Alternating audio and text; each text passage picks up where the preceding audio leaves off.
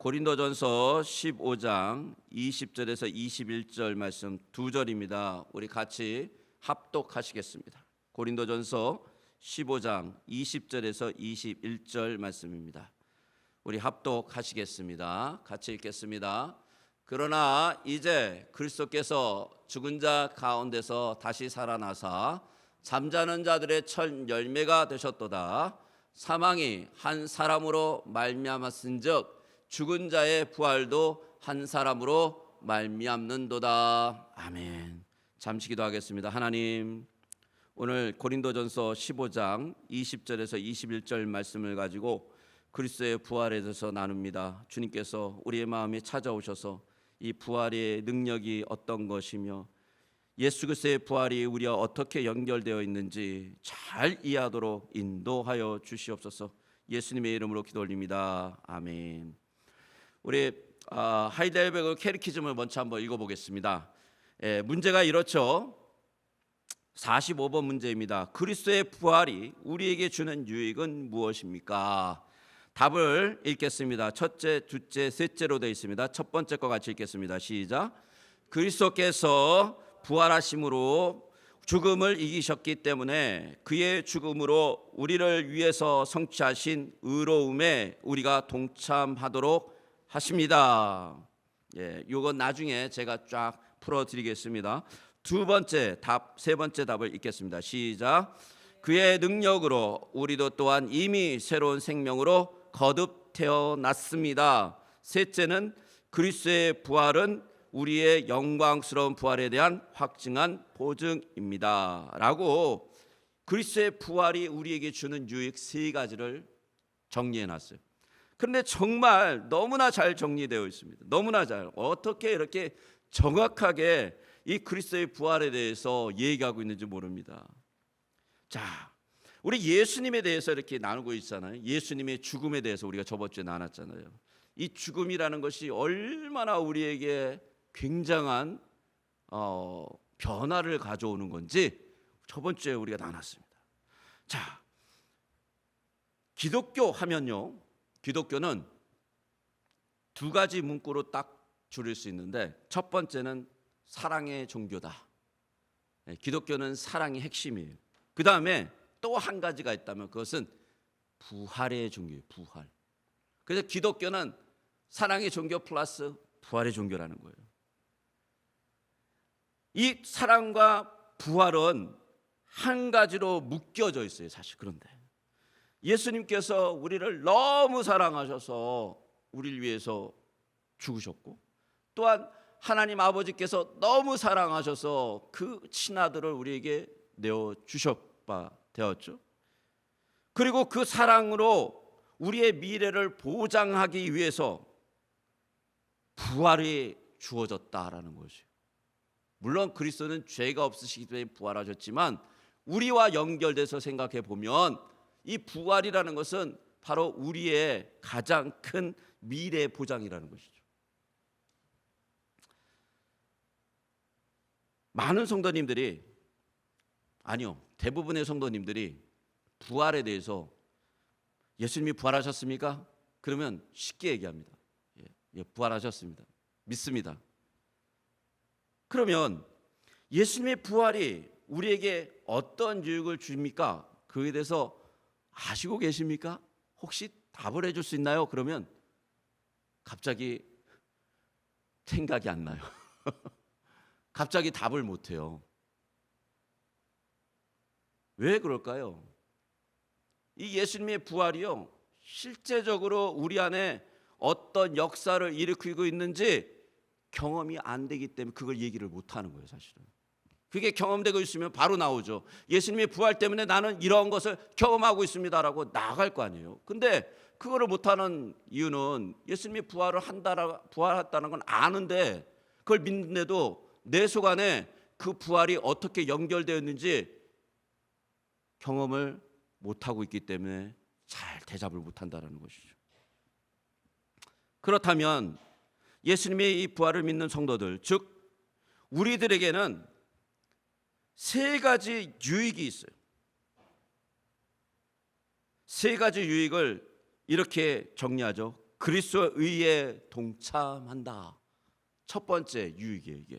두 번째는 새 생명으로 우리도 부활했다. 한다, 했다. 다 됩니다. 세 번째는 영광스러운 우리의 부활이 보증되어 있다. 세 가지라는 것이죠. 우리가 방금 드린 그 찬송 429장에 보면요, 우리가 이렇게 찬송 드렸잖아요. 세상 모든 풍파 너를 흔들어 라는 이 가사가 나오는데 후렴구에 이렇게 나옵니다. 받은 복을 세어보아라. 크신 복을 내가 알리라. 받은 복을 세어보라. 주의 크신 복을 내가 알리라. 라고 한 이 복은요, 우리가 받는 물질이나 우리가 받는 어떤 세상의 그런 것이 아니라 주신 축복, 주의 크신 축복이에요. 그것은 다른 것이 아니라 부활의 소망을 주신 축복을 찬양하고 있는 거예요. 그리스도의 부활로 인해서 나의 과거, 현재, 미래의 축복이 우리 안에 임재한다라는 거예요. 그 부활을 통해서 여러분, 그리스도의 부활로 인해서 우리의 과거의 죄가 다 용서받았다라는 게 확증됩니다. 현재의 삶에 의미를 가질 수 있게 됩니다. 미래에 대한 확실성, 미래에 대한 보장이 확증되었다라는 거. 이 그리스도의 부활이 그것을 얘기하고 있다라는 것이죠. 그리스도의 의에 동참한다라는 것을 한번 볼까요? 여러분, 구속사의 구속 사역의 열매로서 클라이막스는요, 부활입니다. 부활이에요. 클라이막스는 우리 모두가 믿고 있고 지금까지 들어온 말씀 가운데 그리스도의 죽으심은 바로 우리를 의롭게 하기 위해서라는 말을 많이 들었잖아요. 그런데 이 의로움의 결정, 클라이막스는 예수 그리스도의 부활입니다. 물론 구속의 완성은 십자가에서 죽으심으로 성취되었어요. 그런데 신앙인들의 완전한 그 구속을 확증하시고 결말짓는 것은 부활에서 결말짓는다라는 거예요. 그래서 신앙인들은요, 신앙 고백할 때 다시 살아나신 예수 그리스도에 대해서 고백하고 있는 거예요. 그래서 고백하는 것입니다. 고린도전서 15장 17절을 같이 한번 볼까요? 같이 읽겠습니다. 시작. 그리스도께서 다시 살아나신 일이 없으면 너희의 믿음도 헛되고 너희가 여전히 죄 가운데 있을 것이요. 그리스도의 부활이 없다면요, 우리의 믿음이 헛된 것이라고 합니다. 왜입니까? 예수 그리스도의 부활이 없이는 여전히 우리의 죄 가운데 있다라고 그 부연 설명을 했어요, 바울이. 왜일까요? 그리스도의 죽음은 우리의 죄값을 치르기 위해서 속죄적 희생이지만 예수님의 부활은 하나님께서 그 속죄를 받았다. 그 속죄를 안 받으면 안 되잖아요. 하나님이 그 속죄를 내가 받았다라는 선언이 바로 예수님의 부활이라는 거예요. 그러게 그것이 확증이라는 것입니다. 로마서 4장 25절을 같이 한번 읽어볼까요? 같이 읽겠습니다. 시작. 예수는 우리 범죄함을 위하여 내줌이 되고 또한 우리를 의롭다 하심을 위하여 살아나셨느니라. 여기서요, 바울이 아주 재밌는 말을 사용합니다. 바울이 뭐라 그러냐면 그리스도의 부활을 단순히 우리를 위해서라고 사용하지 않아요. 그렇게 사용하면은 아주 자연스러운데 아주 껄끄러운 말을 거기다 하나 집어넣어요. 뭐냐면 우리의 의를 위함이라고 고백하고 있어요. 우리의 의를 위해서.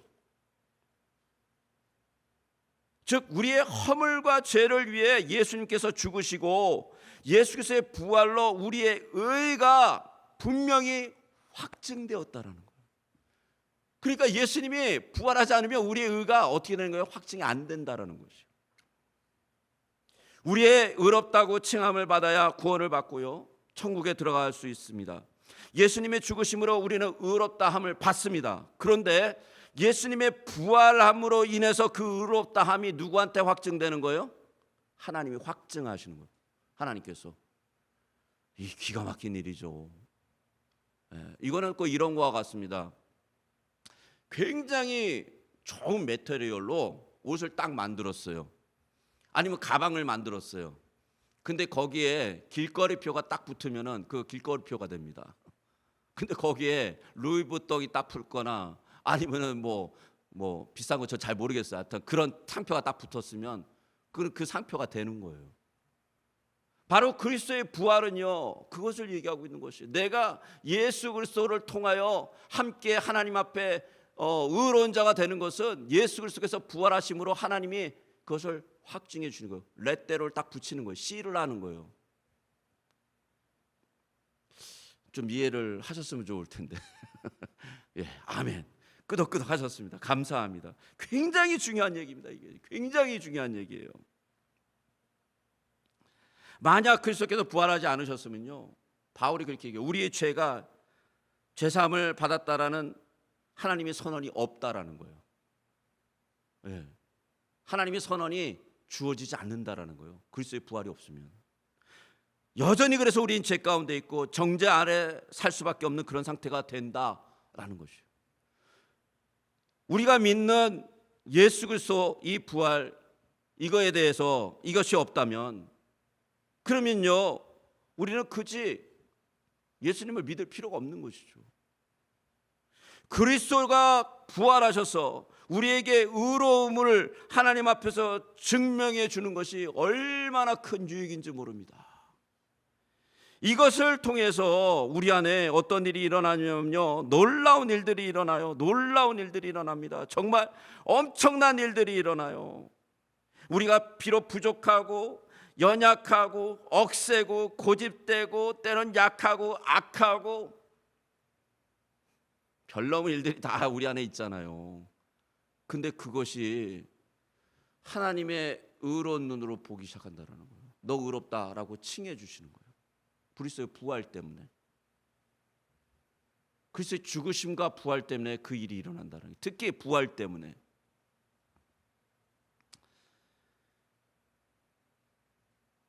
천지를 창조하신 하나님께서요, 뭐라고 말씀하시죠? 심히 보기에 좋았더라. 특히 아담과 하와를 창조하시고 그렇게 말씀하시죠. 심히 굉장히 좋으신 거예요. 하나님이 보시기에도 이야, 내가 어떻게 이런 것을 창조했지 하고 놀라셨던 그런 표현이에요. 근데 그 이후에 어떻게 됩니까? 우리가 하나님을 배반하고 하나님의 명령을 거역해서 하나님과 같이 되려고 해서 타락하지 않습니까? 그리고 나서 그 죄인들을 다시 하나님과 접붙이고 회복시키는 역할이 그리스도의 십자가에서 일어나잖아요.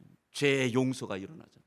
그런데 그것만이 아니라 그리스도의 부활로 인해서 그 죄 용서된 것만 아니라 다시 의로운 자, 너희들이 정말 나 보기에 아름다운 자다라고 보시기 시작하는 것은 다시 보시기에 심히 좋았다라고 할 수 있는 이유가 바로 그리스도의 부활 때문이라는 것이에요. 이게 사도 바울의 고백이라는 것이죠.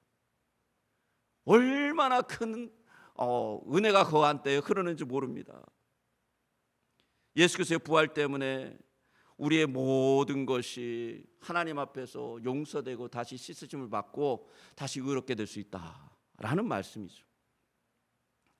우리 요리문답 두 번째 답을 한번 같이 한번 읽어볼까요? 두 번째 답 같이 읽겠습니다. 시작. 둘째, 그의 능력으로 우리도 또한 이미 새로운 생명으로 거듭 태어났습니다. 이것이 바로 부활의 두 번째 유익이에요.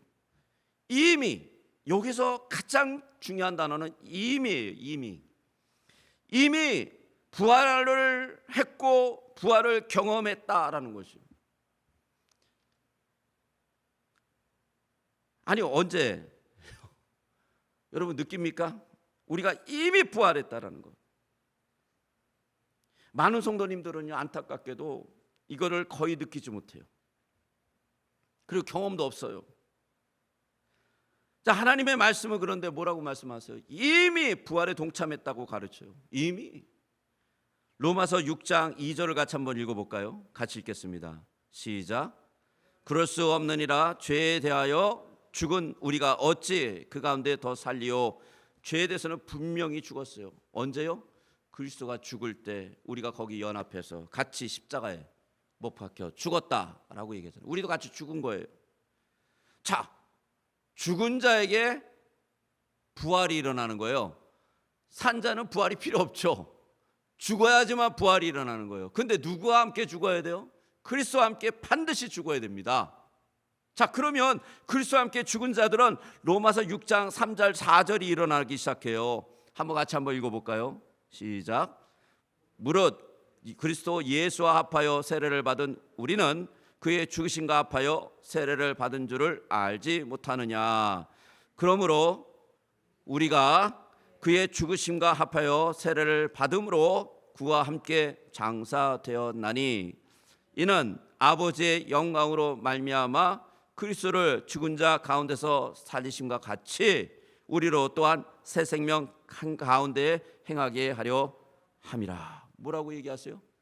죽고 예수 그리스도가 살아난 거기 때문에 우리가 새로운 생명으로 살 수 있다라는 말씀하신 것이죠. 이 말씀은요, 세례를 통해서 그리스도와 죽으심을 합하였고 한 몸이 되었음과 그리스도와 부활하심으로 또한 우리도 새 생명을 얻게 되었다라는 2등 공식이에요. 예수 그리스도와 함께 죽은 자들은 예수 그리스도와 함께 부활을 경험하고 부활을 살 수밖에 없다라는 그런 팩트를 얘기해 주고 있는 것이죠. 우리는 세례를 왜 받습니까?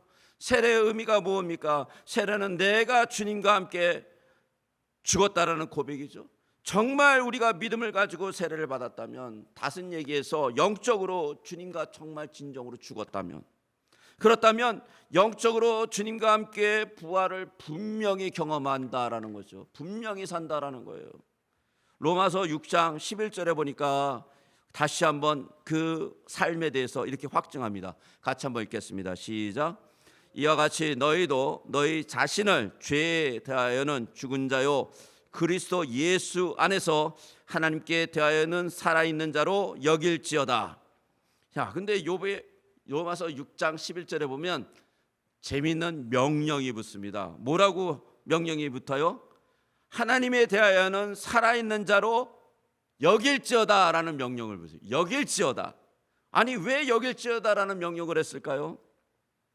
여러분, 그 정도로요, 이 세상에 살면요, 우리 부활의 그 능력과 그 부활의 은혜와 부활의 감사와 그 부활의 믿음이 이 세상에서 자꾸 희석돼요. 자꾸.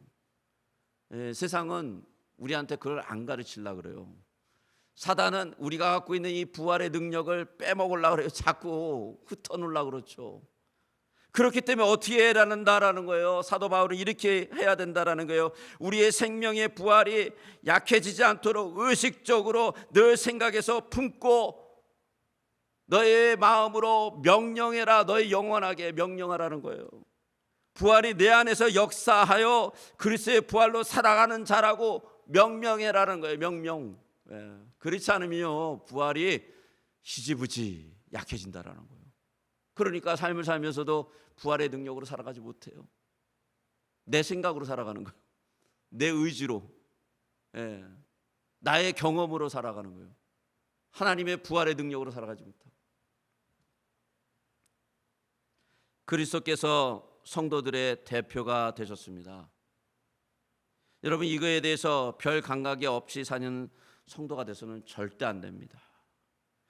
그리스도께서 나를 위해서 십자가에 못 박혀 돌아가시고 그리스도께서 나를 위해서 부활하셨다라는 것이 나의 감격과 나의 은혜가 되어야 된다라는 것이죠. 왜입니까? 그리스도께서 자신의 죽음과 자신의 부활에 대해서 너무 진지하게 다루고 계시기 때문이에요. 그리스도께 되어진 일들은 바로 그리스도 안에 사는 모든 성도들에게 똑같이 임하는 역사이기 때문에 그렇다라는 것이죠. 성경은 우리가 그리스도와 함께 죽을 뿐만 아니라 그리스도와 함께 살아날 것을 이야기하고 있어요. 하나님이 성도들을 다시 살리셔서 그리스도와 함께 하나님 우편에 앉게 하겠다라고 약속하고 있다라는 거죠. 그때는 성도들이 그리스도의 존귀와 영광의 찬송을 드리게 될 것이고 하나님의 그 영광 중에 나타날 것을 함께 경험한다라는 것이에요. 골로새서 3장 4절에 이렇게 말씀하시죠. 우리 같이 한번 읽겠습니다. 시작. 우리의 생명이신 그리스도께서 나타나실 그때에 너희도 그와 함께 영광 중에 나타나리라. 그러므로요, 성도들은, 특히 부활의 신앙을 가진 성도들은 그리스도와 함께 하는 것이, 그리스도와 연합된 것을 감사와 존귀로 이 삶이 풍부해지는 것이, 예수님께 부활하셨다라는 것이 나의 힘이 되고 나의 능이 되는 거예요. 그분이 다시 살아나셨다라는 것이 어떠한 억압 속에서도, 어떠한 죄림 속에서도 당당하게 서게 한다라는 것이죠. 사도들이요, 예수님이 십자가에 못 박혀 돌아가셨을 때 어떻게 됐죠? 다 숨었어요. 다 숨었어요. 다 도망갔어요. 다. 예. 진짜 꼬리 빠지도록 도망갔단 말이에요. 다 숨고 무서워하고 두려워하고. 그런데 예수님의 부활을 경험하고 나서 어떻게 됐죠? 완전히 바뀌었어요. 180도 바뀌었습니다. 그들이 산헤드린도 두려워하지 않고요, 죽음도 두려워하지 않고요. 그게 바로 부활의 신앙을 얘기해요. 예수 그리스도의 부활이 내 안에 역사되니까 모든 죄악과 모든 억압과 모든 어려운 것들을 다 넘어서는 능력이 그 안에서 나타난다라는 것이죠. 근데 그게 실제라는 것이에요.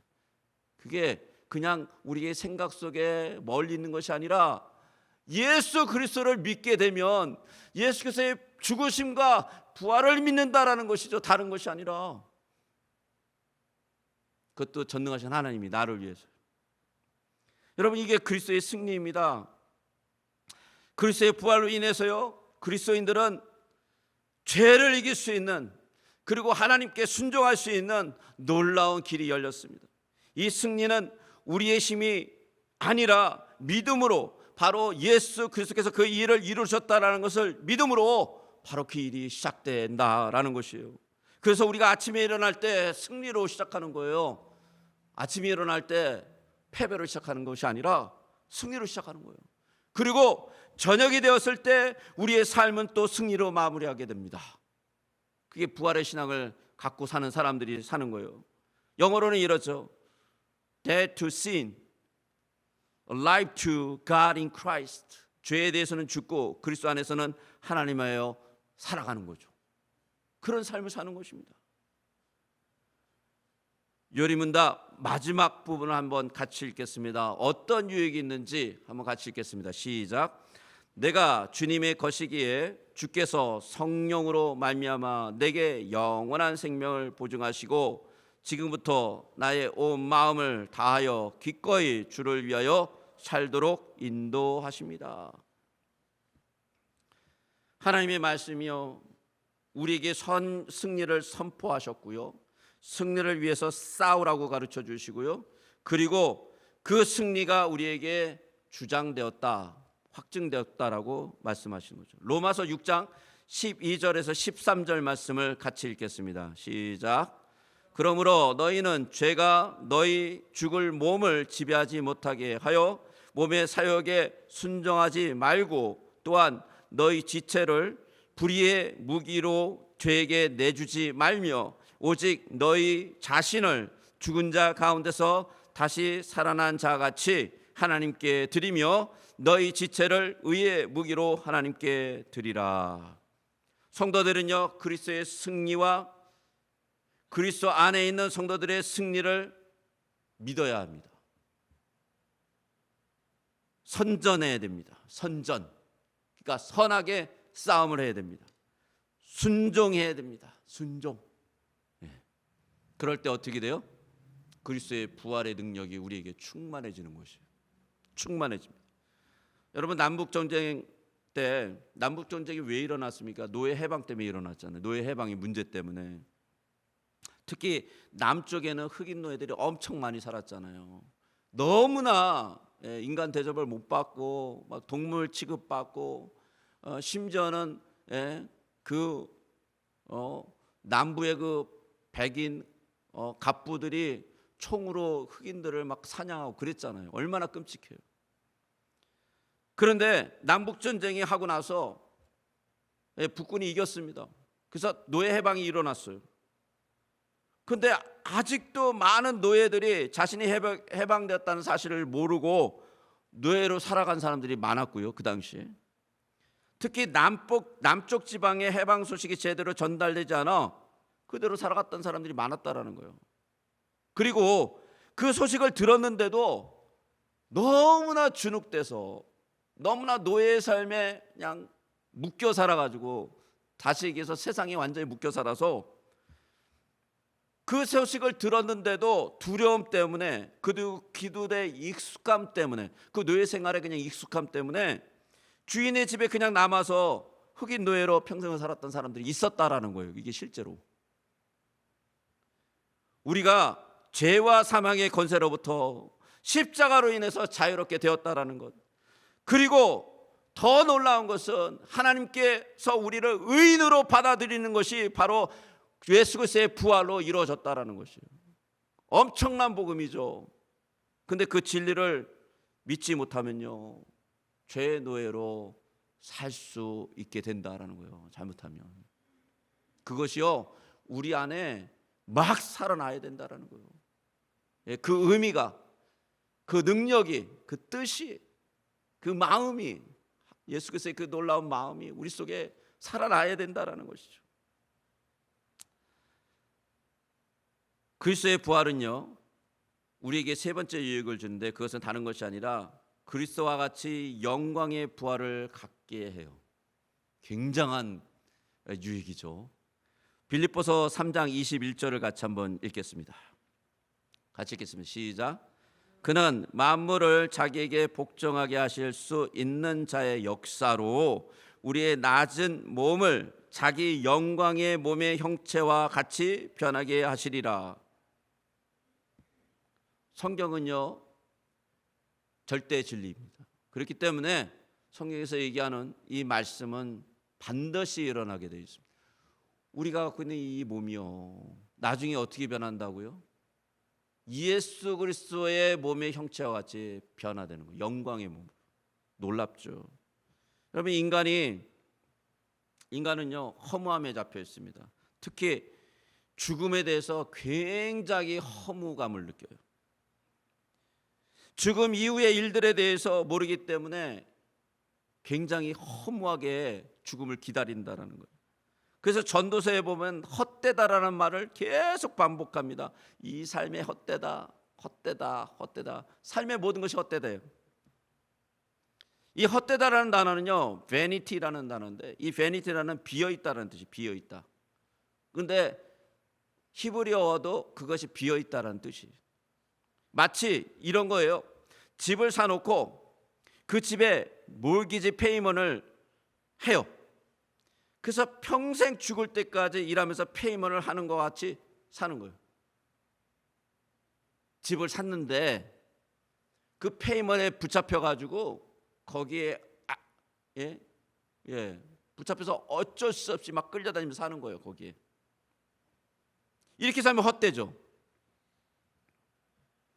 분명히 살고 있는데, 분명히 누리고 있는데, 근데 그게 자기 거가 아니라고 느껴지는 거예요. 열심히 살고 열심히 벌었는데 남는 것이 하나도 없는 거예요. 어디로 갔는지 없는 거예요. 마음이 빈 거죠. 헛된 거죠. 그렇게 살면. 전도서에서 다른 말을 합니다. 그러고 나서 뭐라고 그러냐면, 그래서 하나님을 생각하라, 창조주를 기억하라 그래요. 하나님 안에 들어가야 인생이 참된 의미를 찾을 수 있다라고 얘기하는 것이죠. 인간의 그 공허함과 허무함의 모든 모습은, 그 치료약은 다른 것이 아니다. 우리가 이 땅에서 모든 것을 느껴보고 모든 것을 경험해봐도 다 헛되다라는 거예요. 거기에 참된 약은, 참된 치료약은 뭐냐면, 하나님이 우리에게 의미를 부여해 주었을 때라는 것이. 그 의미의 부여가 뭡니까?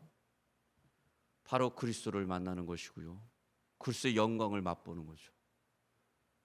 그리스도의 영광처럼 돼가는 거죠. 다시 얘기해서 그리스도를 닮아 살아가는 거죠. 고린도전서 15장 14절 같이 한번 읽어볼까요? 같이 한번 읽겠습니다. 시작. 그리스도께서 만일 다시 살아나지 못하였으면 우리가 전파하는 것도 헛것이요 또 너희 믿음도 헛것이라. 우리가 헛되지 않기 위해서는 예수 그리스도의 부활이 어떻게 돼야 된다고요? 우리 안에 분명하게 살아있어야 돼요. 그게 살아있지 않으면 우리 그리스도인들의 삶이 헛되요. 헛되게 됩니다. 이 땅을 살지만 그 분명한 소망이 없고요, 그 분명한 영광이 없으면 우리는 타겟이 없이 막 뭐를 던지는 사람과 똑같아요.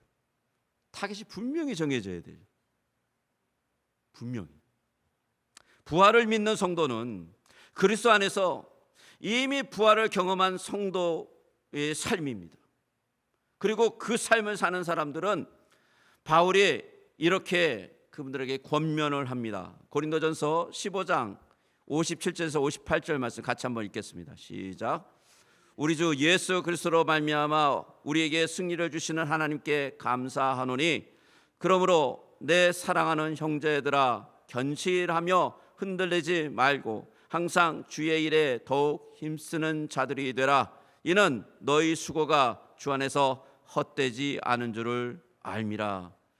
우리의 삶이 견실하고 주 안에서 흔들리지 않게 하려면 어떻게 해야 된다고요? 우리에게 승리 주시는, 우리의 승리는 뭡니까? 예수 그리스도의 부활이죠. 그 부활을 믿는 자들에게 승리가 있잖아요. 그리고 감사하는 거예요. 그 부활에 대해서, 하나님이 주신 그 영원한 생명에 대해서 감사하는 거예요. 그리고 우리의 삶 속에서 최선을 다하는 거예요. 최선을, 주의 일을 열심히 해 나가는 거예요. 왜냐하면 우리의 소망이 있으니까요. 우리는 영원한 소망을 가지고 사는 사람들이니까요.